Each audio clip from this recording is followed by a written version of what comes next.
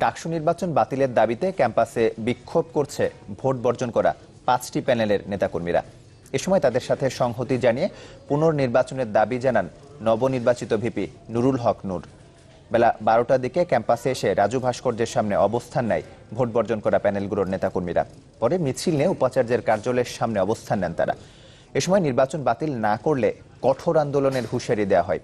নবনির্বাচিত ভিপি নুরুল হক নূর বলেন, ডাকসু নির্বাচনে শিক্ষার্থীদের আশা আকাঙ্ক্ষার প্রতিফলন ঘটাতে ব্যর্থ হয়েছে প্রশাসন, তাই ভিসির পদত্যাগ দাবি করেন তিনি। পরে পুনর্তফসিল চেয়ে উপাচার্যের কাছে স্মারকলিপি দেওয়া হয়। এদিকে পুনরায় নির্বাচন দাবিতে আমরণ অনশনে বিশ্ববিদ্যালয়ের 6 শিক্ষার্থী। গতকাল থেকে রাজু ভাস্কর্যের সামনে অনশন শুরু করেন তারা। এই বিতর্কিত নির্বাচন বাতিল করে পুনরায় নির্বাচন দিতে হবে। আমিও তাদের দাবির সাথে একমত। এই বিতর্কিত নির্বাচন বাতিল করে পুনরায় ছাত্র নেতাদের এবং যেসব প্যানেল নির্বাচনে অংশ নিয়েছে তাদের মতামতের ভিত্তিতে অবাধ, সুষ্ঠু, নিরপেক্ষ নির্বাচনের ব্যবস্থা নিতে হবে। এই ডাকসুর ফলাফলও আমরা মানি না। এবং এই ডাকসু আমাদের না। এই নির্বাচনের আবার দিতে হবে, পুনঃ তফসিল দিতে হবে এবং আমাদের কেউ শপথ গ্রহণ করবে না।